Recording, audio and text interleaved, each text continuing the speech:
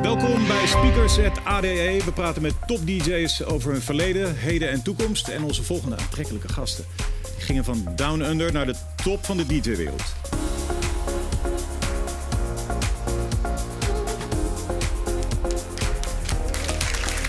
Mag ik het horen voor Nervo?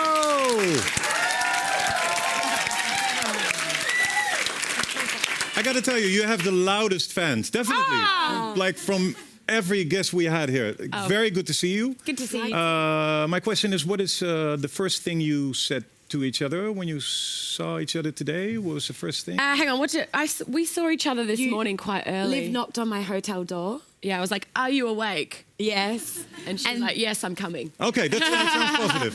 That sounds not go away. That sounds really positive.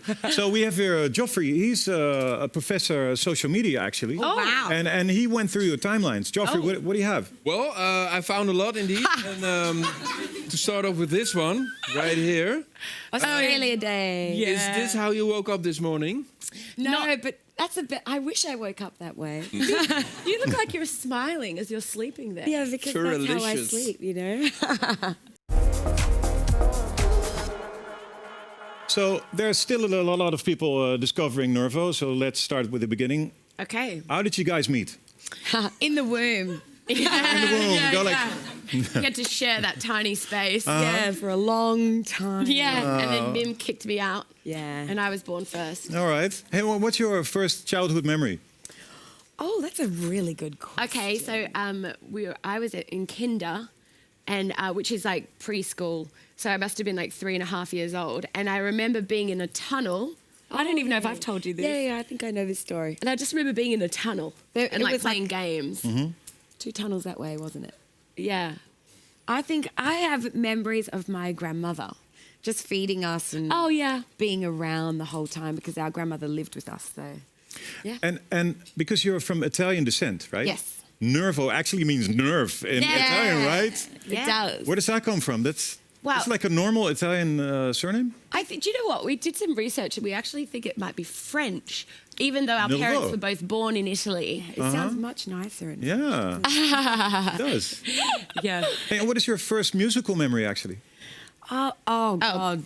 Being told to practice the piano. Yeah. And also, I feel like we always did singing things when we were, like, in, like, prep. Oh, and remember we used to And- do those dance things to Mum and Dad? I Michael guess Jackson. That might be do music. karaoke to Mum and Dad, to Michael So, Jackson. so in a way, you were like forced behind the piano, but like the rest of music came naturally to you. Yeah, we were definitely forced piano at the beginning. I think we started and quit from age 5 to, God, 15? 7. I was going Yeah. to say even 17. Yeah. Okay. We loved music, but you know what it's like when you're a kid. You just...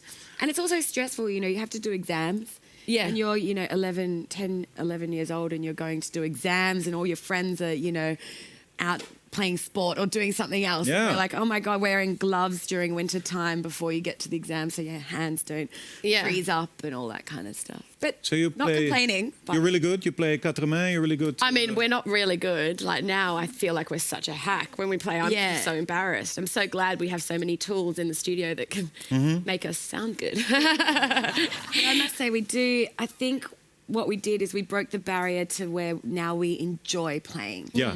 So that's really nice. And so, like the other day, we were at our place and I didn't realise Liv was just playing the piano. And I was like, oh my God, she was playing Les Mis, a piece from Les Mis. And I was like, how is she playing this? I've never heard her play it before. Oh, and I found A book. a Broadway, the best of. Yeah. And so I just pulled it out. Yeah, had an emotional moment. I can understand. Let's go to 1996. Okay. Oh,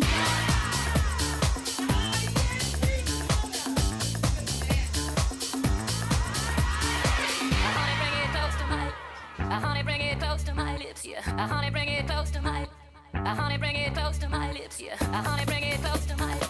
Honey, bring it close to my lips, yeah. it's Armin van Helden. And Tori Amos. Bring it close to my lips, yeah. Honey, bring it close to my.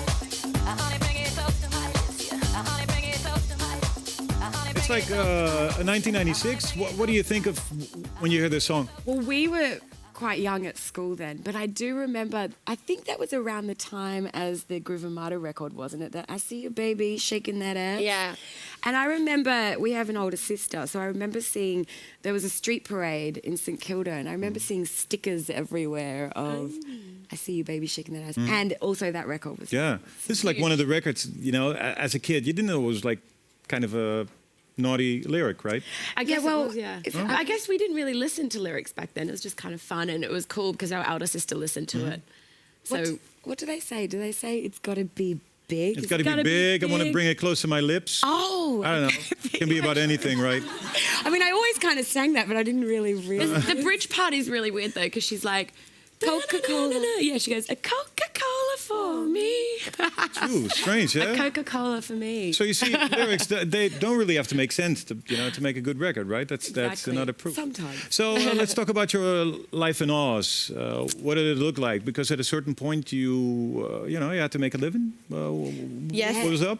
Well, we moved to the UK when we were 19. So I We think, just turned 19. It was like the week we turned 19, or the week after. yeah, I think our, And by yourself, right? You decided to go Together, okay. yeah. I think our first paid job was at Nando's chicken store. Yes. But we used to get paid. Not dressed up as a chicken outside advertising, right? Okay. We were cashier chicks. Checkout chicks. No, Checkout yeah. chicks. Yeah. Yeah, and they call you a chick when you work at Nana's. I don't. Yeah, that's Yeah, really oh, good. yeah, yeah. Ba-dum-bum. Really?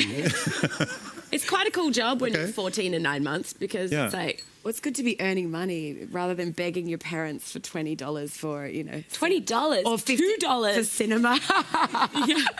And you were there to make it in the music industry, right? Yeah. Well, yeah, when we moved to London, yeah, definitely. We had a lead. We met a girl who was a tour manager of the Sugar Babes, so a pop act, and she knew we were writing songs because we'd been writing songs, not professionally because we weren't making any money, but passionately. Yeah. We met a few producers and and we were in musicals with her younger brother. Okay. So then she would randomly, year after year, from when we were about 15, 16, so still at school, she would call us from the UK and she's like, girls, I really want you to come over to the UK and take your music seriously. And we were like, well, we're at school.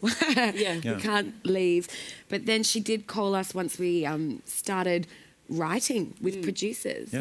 And then she's like, girls, do you want to take this seriously? Come over to the UK. And we didn't even look at each other. And we were yeah, like, we "Yep." just knew we wanted to do it. And we were enrolled in universities then. And so mum and dad were like, okay, as long as you come home in 6 months' time, this is going to be a good expedition for you. But then, you know, God, my God. Never came back. Yeah. No. I mean, Bye bye. Yeah. the world's so small now. You don't Yeah. need to, you know, we still feel Australian and connected to Australia because, you know, it's one flight away or sometimes two. You refer to London also as like the dark years. Oh, yeah. Why? We do, because when we first got there, I guess we had such high expectations. We were like, wow, we're going to be writing with, you know, who was big back then? Britney Spears was big, and we were writing pop music. So we were like, oh, we're going to write with Britney. And sure enough, we weren't. We just started writing songs. A lot of them were really crap. And we didn't even have a publishing deal at that point.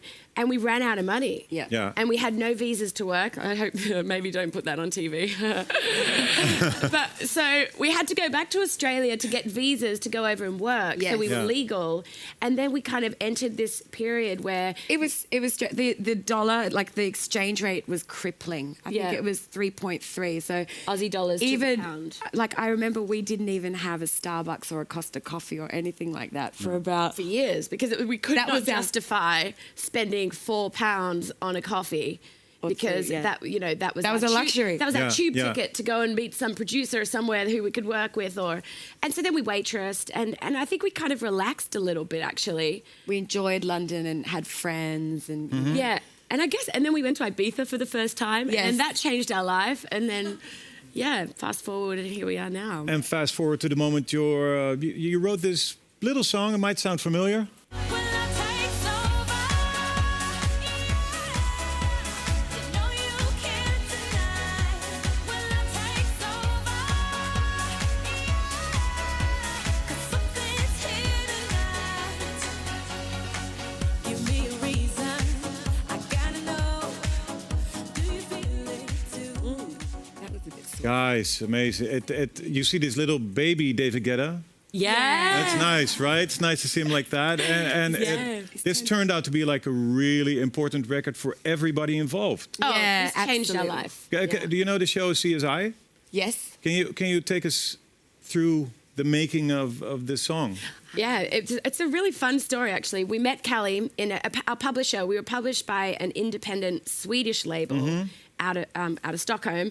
And our publisher, Frederick, called us and he's like, oh, no, it wasn't Frederick. it was Max Sorry. Goose. We were So working with... Because were you living in New York at that stage? I can't remember. But we used to always travel to New York, take all the meetings with all of the labels and the record labels, the publishers, the managers, everyone. Because our priority then was to make songs for other people. Yeah. artists. And so to get to artists, you'd have to meet record labels and managers. And so then what happened is we met a man called Max Goose who worked for, was it Def Jam? I think Yeah, it was. Universal. Yeah. And he was like, yes, girls, I'll think of you, and next time there's an artist in London, I'll hook up a day. Yeah. But studio. But you've got to remember, we hear this like 10 times a day Yeah, at the end yeah. of every meeting, and like 9 out of 10 times nobody ever calls. And especially in America, everyone says, yeah, and that never happens. So it was really like we would email him monthly for about a year. Yeah. Anyway, sure enough, he And that called. works. It's like right? It works. The If you squeaky keep on- wheel gets the Yeah. grease. That's what we say. yeah. So we got squeaky on Max, and then Max called us, and then he was like, look, Kelly Rowland's in London. And she'll take a meeting with you at her hotel, right? Like in the next 3 hours. Yeah. We're like, great. We got on the tube. We went straight to her hotel. We met her. Are you nervous for a thing like that or not? Were you nervous, or were you like really A little, cocky, but not. coming in like, No, yeah, no, we no. are? Okay. No, because we were like, we wanted to make it work, and she was a big star, and we were like nobody, so we were kind of like begging her to work with us. But it was a really funny meeting because she just took the meeting in the lobby, kept her sunglasses on the whole time. Oh, nice. And we were like, hi, yeah, can we write with you, And she was like, I was in the south of France last week, and I've got this CD, because back then it was CDs, it wasn't even MP3s. Yeah. And And she's like, there was a guy called David Guetta, and he gave me a CD of ideas. yeah. And so we were like, great, let's go to a hotel room right now and work on this. And she's like, I don't really want to. We're like, it'll take us half an hour. Let's just do it, And so then we went upstairs, and it was so basic. Like, it was like 8 bars, or 16 bars. 16 bars, and I don't even think it had a kick. Or maybe No. it just had a kick. And I don't think it did. Yeah, I think it had the riff, and that's it. But he had given her, I think, like 12 short 15 to 30-second ideas, and that was it. So, anyway, we listened to... The first one we listened to was When Love Takes Over. And it was- Became When Love Takes Over. And you went like, okay, this is the one. Let's And work we on had our that. Or did you dictaph- write more songs when you were? You only worked on one song. Oh, no, that was we this worked- one. It was worked on a this few. was the first. So Yeah. then we obviously worked on a few more. We had a few other records with both David and Callie. But Yeah. we had our dictaphones ready. Yeah. And we were like, because back then it was also dictaphones or cassette tapes that you're pressing record with. Yeah. So- It wasn't even telephones back then. So and Yeah. do you still remember who did what? Who came up with like Yes. When Love Takes Over? Mim came up with the hook, the When Love Takes Over. Yeah. You would. I did the verses. Yeah, and then and it happened like within, I would say, 30 seconds. But 3 minutes 30, basically the Yeah. whole song. And was you written. felt it was like, okay, this Yeah. is it. Well, she was great. She was excited, but not overly excited. Uh-huh. And then we were like, "We'll record you tomorrow." Let's do it tomorrow. she's And like, we went home and then did all the lyrics, structure, Yeah. structured it all and put it all together. So then we got to the studio the next day. lyrics printed out, everything's there. And Yeah. recorded her in like 2 hours flat, and actually Max, her A&R, didn't like it. Yeah, we delivered it to her label, and they're like, "Thank you so much, girls, but it's not the right fit. It's not right." Too dancey. She was doing more urban stuff. Mm-hmm. And so then, like 3 months later, we get a call from her. Hello, this is David Guetta. And we're like, oh my God. And we'd been in Ibiza only, I think, a year prior to Yeah. see him, and that was before Love Is Gone, before The Egg, before. Yeah, it was the big breakthrough for Guetta also. He had some hits, but this was... But it was around The World Is Mine. It was around that. Yeah. Like, we had been in Ibiza at, I think, Fuck Me, I'm Famous. No, it was Head Candy, Mim. Was It was back in the Head Candy days. when Head Candy was cool. Can you say Yeah. that? And and he was like, I really like what you did and would like to work with you more. And we were like, yes, tell us where, we'll be there. And then then actually it was great. It was beautiful. David is such an inspiration. He's such a doer. You know, Yeah. he's a man of his word. It's like, you know. Yeah. He also did things like, you know, we couldn't afford the big studios every day. And we're like, David, we've got the opportunity to record this artist, that artist, this artist, but we need to record them in a proper studio. Yeah. Can you pay for that? And he was like, yes, girls, of course. Did it. He was pro. Super. Yeah. Like, So, can you remember the first time you heard it in an unexpected place when Love Takes Over?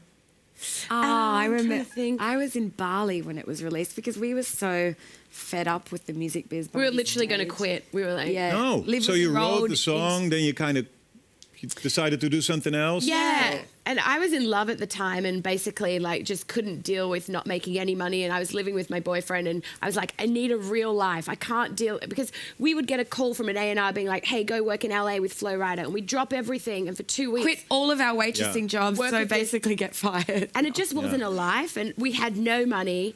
And so I was enrolled to become a dental hygienist because my parents are dentists. And I was Yeah. like, Mum, Dad, I need a job that, you know, that I can do that's going to give me like a normal life. Where you we know. can do music on the side. Yeah. Yeah, it'll always be our passion. And that was in 2009. And that's when basically David Guetta, When Love Takes Over, went #1. And then on the other side of the world, we Kesha. did a bunch of songs with Kesha, the pop star, and they all went. That she had a #1 album. So it was a really weird year. Yeah. It just everything just changed Because Yeah. we felt like we were getting a lot of attention. Like we were having labels and managers that we dreamed of, like Jay Brown, remember, with Yeah. Rihanna, like hit us up. And we were still broke, we've got to remember, because your royalties, your publishing royalties. It's like a don't- year later or something. Really? Yeah. And we were out of a publishing deal, but I don't think there wasn't another advance coming or anything like that. So we were just a bit down and out. Yeah. There are a lot of Nervo fans here eager to yes. ask you guys a question. So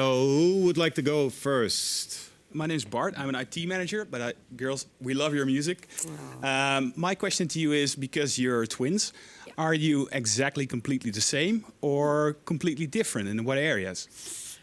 I mean, I obviously think we're really different. We think we're different. Yeah. When people meet us, I think they think we're very similar. And then the more you get to know us, you realize We have are our different. quirks. Yeah. We're both like the meat and potatoes of us is very similar. Yes. You know, we both work hard. We're both passionate people. We're both, you know, we say how we feel kind of people. But then, you know, the gravy is a bit different. So what's different? Mim's more. I could say a few things, I just don't want to say them here. Be nice. Yeah. That's what's different. Now tell us, what's like the main difference? You must know, right? Liv has definite OCD. Oh yeah, I'm more Obsessive compulsive disorder. Mim's. Yeah, I'm a bit more lax, a bit more relaxed. Like when we were young, I remember Mum and Dad, when Liv was like 5 or 6 years old, Mum had, not a panic attack, No. but she was worried because Liv would get really upset if her coloured crayons No, that's weren't not in true. colour coordination. No, that's not true. Mum said to someone in our family, "Oh, I'm concerned because Ollie has colour coordinated her pencils." Yeah. And So she's she like thought that the was an odd- wardrobe, you need to have like T-shirts, followed by shirts, followed Yeah. by jackets, followed by the... And I it... get that. Yeah. Yeah. Do you know what? It's great to live with. Yeah. Yeah. I love it. Whereas- I reap the You benefits. just drop everything. Yeah. Okay, guys, 1 minute, 6 dilemmas. You really have to hurry. And just answer as honest as you can. We'll start with you, Mim. Yes. Forever Donald Trump as your tour manager or Vladimir Putin as your MC? Oh. I think I'd have a bit more fun with Trump as the tour manager. Okay. Liv, Nervo, #1 Billboard or #1 DJ Mag? Billboard pop chart or Billboard dance? Hot 100. Dance. You Dance were chart. #1 in the dance chart. Billboard. Okay, all right. Billboard. Mim, never shower again or never have sex again? If you never have sex, if you never shower, you're never going to have sex. It's true. So never shower. That's a good well one. done, Liv. Liv, all your fans are under 10 years old. Yeah. Or you have to take a small kangaroo with you wherever you go. Small kangaroo. Anytime? Okay, Yeah. cool. Mim, a year without hearing music, like actually not hearing music. So if somebody says, "Hey, listen to this," Odd. you just don't hear it. Or a year without seeing your sister. Oh, no music, of course. Okay. And then Liv, be able to talk with animals or to produce like Afrojack. Talk with animals. Okay. Yeah. Would you like to come back and would you like to elaborate on some of the answers? I'd love to. I used to talk to my guinea pigs when I was a kid. And they talk back. I yeah? used to think they could talk. Like I knew. Well, actually, I think one of them definitely could understand me. But yeah, you know, like you grow up watching Disney films where like Snow White talks to the butterflies, and they like, you know, what's that one where they Little Mermaid? She talks to the Jungle Book. Yeah, they all talk to animals. Yeah. I just wish we could do that. I love talking animals. Yeah. So it was David Guetta who inspired you to go out and DJ. Yeah. Well, we had our first kind of Our first gig, I think gig? supporting Proper David. gig. Yeah. With David, you know. So he said, okay, go, because you had like probably you must have touched decks and played a Yes. little bit, but you Yeah. weren't like really No, we were Never- bad. used to doing that on stage. Yeah. So how does that go? You must be terribly nervous when you go on stage and play. How did that work out? Yeah, we used to DJ with friends. All of our friends Yeah. are DJs. Our brother's a DJ. Yeah, We're like- surrounded by DJs. And when you work in hospitality in London, you're working with graphic designers, documentary makers. Everyone's creative and they Yeah. all DJ. Yeah. Yeah. So we used to go on holidays together and it literally used to be back to back to back to back to back to back with like a million people. But we never DJ'd to a proper crowd. And we went from our bedrooms to Pasha Ibiza. Yeah. Admittedly, David had us on the early slot, of course, where no there one was was- absolutely nobody in the room. But it was still really nerve-wracking. Yes. Really nerve-wracking. Yeah. Hey, and was it difficult to be accepted? Because like for every DJ on stage, there's like 10,000 trolls on the internet. Yeah. Do you know what? Looking back, and even now, we've been so lucky. We've had so much support. Yes. From a lot of really, key people like David. You know, even like Afro. We met him supporting David, and he was always so cool to us. And we were really lucky. And Armin. Yeah. Armin was the early one to support us. I think also because a lot of these guys, we wrote Yeah. for them. Yeah. You know, and so when we were like, hey dudes, we're actually thinking of being DJs ourselves, everyone was like, cool. Yeah. It's very lucky. It's an obvious question, but I'm gonna ask it. Do you have like as twins this subliminal DJ thing going on or not?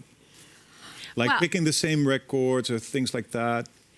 Yeah, you know, we are in sync because we have similar tastes, I Yeah. guess, and we're but We having have said some that, differences, yeah. we throw curveballs at each other. Yeah. So it just works really well. Like it's amazing. Miv and I creatively, when we're making music together, you know, we've worked with so many other people in the room as well. And it's always when you work with a stranger or even a friend, Yeah. you have to kind of find your area moments. and your area where there's always a boundary. You don't want to insult them because if you don't like what they do, Or you don't want to be overpowering in a Yeah. session. You kind of want to make it a true collab. But we definitely have like A yin and yang. a silent kind of way of communicating when we're Yeah. creative, when we're DJing, even in business, you know, and just in life in All general. right. we're- Yeah. Nervo Nation at Ushuaia. We have some footage. Oh, cool. Did we forget who we are? Did we forget who we are? Here with our Dutch brother, Nicky Romero.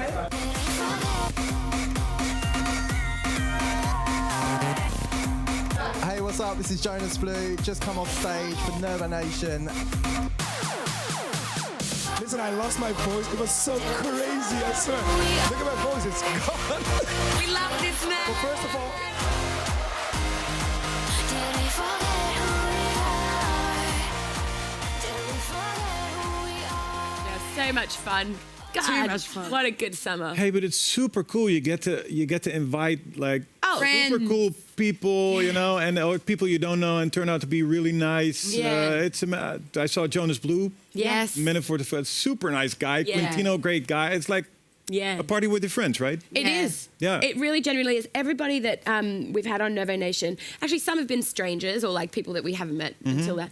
But it's always a great vibe. It's like we're not that serious about those parties. It really is just like have fun. We invite everybody to come on and play back to back with at our Towards set. the end, yeah. You know, so it's I think it really does help the vibe. And a lot of it's a good way to meet your fans. Yes. Yeah, great way.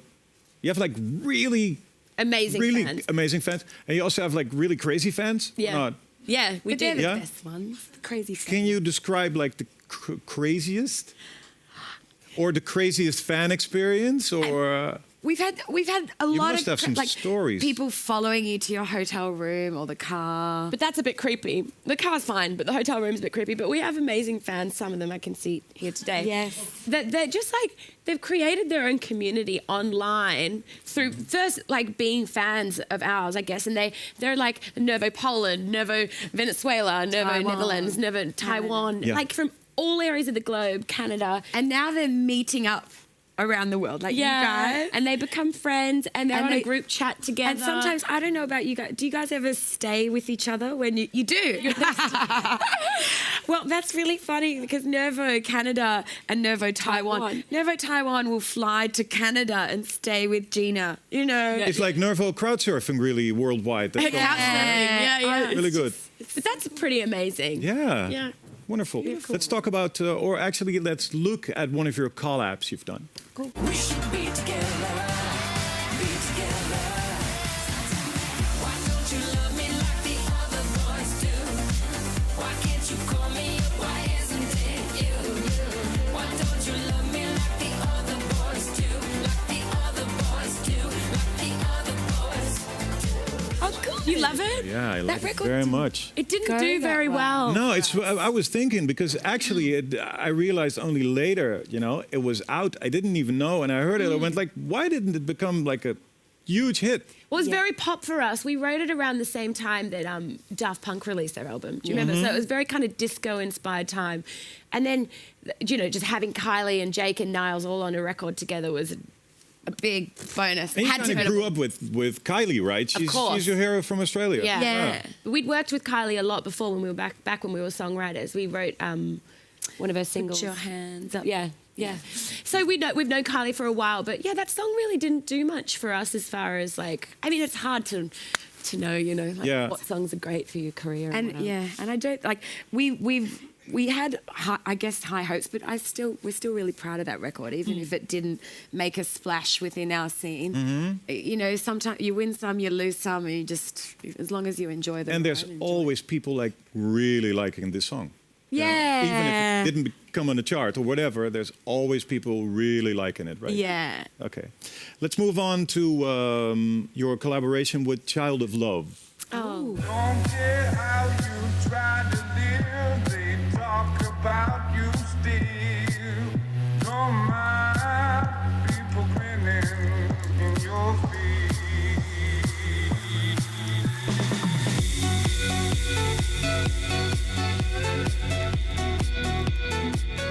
How did your collaboration with the late Child of Love Yes. come about? Well, we were having dinner with Niles in Nile Rodgers in New York, and he brought a guy to the dinner called Trey, who's from Holland. Yeah. No, Trey's American, but he lives in Amsterdam. Yeah. And you're right. Sorry, guys. And Trey was like, "Look, I'm a manager of this artist. He's got some great a cappellas. Would you like to have a listen?" And he sent them to us the next day, and we just fell in love with this a cappella. And then he told us the story behind Child of Love. And But because Child of Love then already passed away. yes, Yeah, we didn't know that we were working on, you know, a person who'd been deceased, like vocals. We actually just thought it was like it's an old slave song because it's a cover of an old slave song. So we just thought, oh, there he is. Yeah. His real name is Martijn. Yeah. Dutchie, Yeah, Dutchie. if it ain't Dutch. Dutchie very much. Yeah.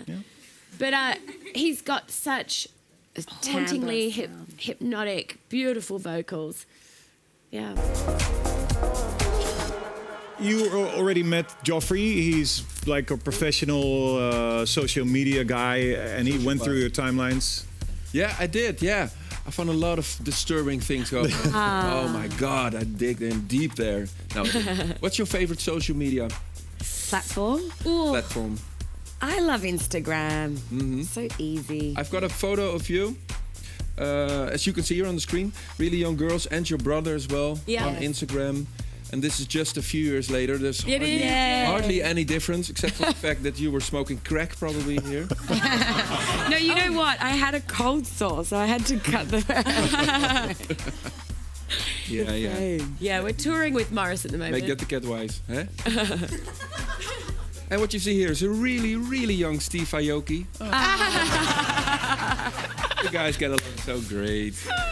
Hattie. Holy fuck! Yeah, I really like that one. So the rumors are true. You really like doggy style. Talks to animals. What? Well, nothing disturbing going on here, except for the fact that someone's hand is going in here. Hang on. No, that's Mim's hand. No. Are you sure I'm not holding the microphone there? No. Not go, oh my God, it's a telephone. You're right. That must have been a great pick. What's your favorite food? I guess. Yeah, Pizza, I could eat pizza. pizza, breakfast, lunch, and I dinner, know. 7 days. Is it a boy? Is it a girl? it's a Oh pizza, no, it's baby. a slice of pizza. Love. winning. No, Tacos. winner. Chicken dinner. Tacos. Or pizza dinner. What? Pizza. Pizza. Look, pizza's the thing that consistently you can eat any time of day. Yeah. 4 in the morning, 4 in the afternoon. And what's that funny joke? And if it's really great, you can always lick your plate. And you can even sleep Pizza on pillow. it. A pizza A pillow. fan gave us that, yeah. And this is a big fuck you to the #1 DJ of the world. Yay! Congratulations. Shame Well on deserved. you, girls. Well, 2 big fans, obviously. Yeah. If you take only one guy, it says Wiener. Wiener. Nice toys here, also for the Amish people. The right one. Very funny to play with. And then, well, if you guys are too hungover, you can always call replace them. it. Perfect. No one will ever know the difference. Barcelona. I love city. it. I love it. Heads up for this fan. Yeah. No, heads up, Here, well, never explain the joke. The Miles High Club or the High Miles Club. You're also a member, I can see. Well, no, I mean, that was such an amazing flight. No, you had sex in it. No, it's just Mim and I, that's fine. I want your hair. Yeah. No, I want your hair because I'm bald. Oh, you want our hair? Yeah. And you probably want my beard. Yeah. What's the story behind this one? That interview actually came out, I think, this week, didn't it? It did, yeah. It was with, it was so, I think that was the best interview we've ever done. Yeah? We went undercover. Yeah, for Vice. Yeah. And I was the cameraman. They taped my boobs down and made me look like a man. Wow. And then Liv And I was Cha-Cha, the presenter, and I had a black wig on and a pillow in my butt, so I looked really voluptuous. Curvaceous. And pillows here. And did anyone recognize? No. We went to our own friends. So we interviewed people at our own Nervo Nation party, our friends, really good friends, DJs, and Who? completely Like, for fooled instance, who? So Chucky had no idea. No way. Actually, and we had- Chucky was trying to pick you up. He picked Michael Woods was trying to pick me up. Yeah. Yeah. Yeah, it kind of creeped me out. It was like checking out my fake butt. I was like, ooh. That's always weird. Talking about fake butts, what is going on right here? I know. That's Oh, excuse me. our lovely tour manager's view every night. Wakey, eggs and bakey. This is not one of you girls, is it? Is this showing before I wish. 7? Oh, no. Oh, you wish you had some sunny sides up on your I wish I looked TJ. like that, yeah. And then the final one. This must be the Red Hot Chili Pipers. Very cool. That was on a holiday with our mum, actually. Oh, and where is she?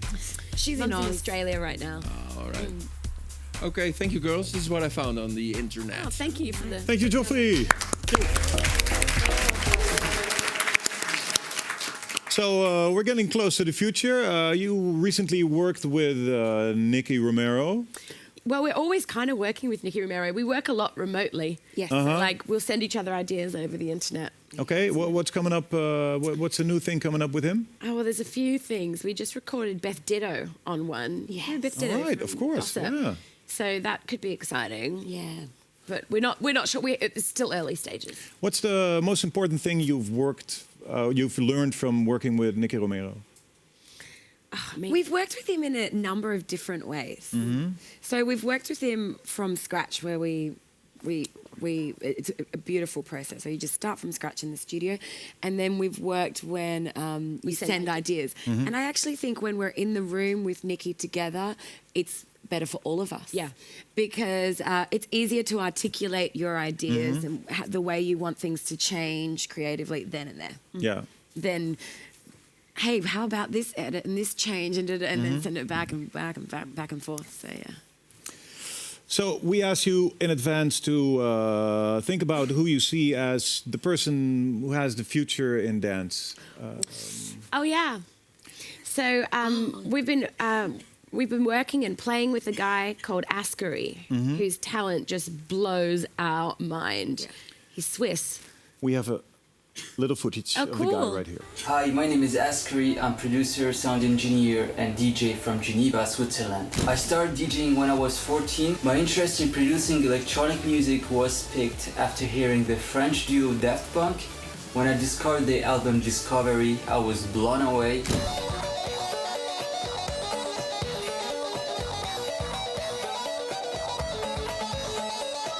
If I have to describe my sound in one word, I would say hybrid. My inspirations come from a lot of kind of music like jazz, classical, hip-hop and R&B, pop, drum and bass, and even oriental music.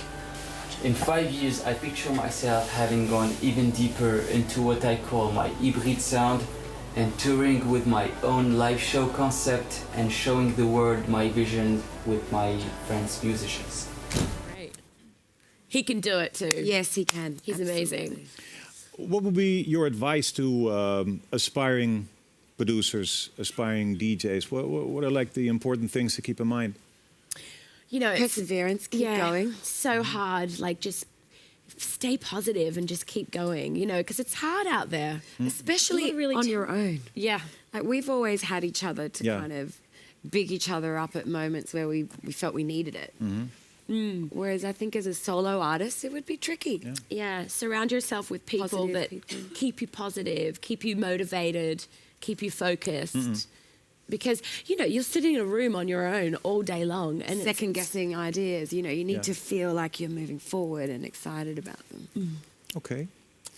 Well, we're close to the end of the show. What is going to happen for Nervo between this ADE and the next Amsterdam Dance event? Oh, God, we've just finished the summer, so I feel like, I'm not thinking about the future. Okay, so the future, well, lots of new music. Yes. You know, now every year we take a couple of months off and we go to Australia and we just...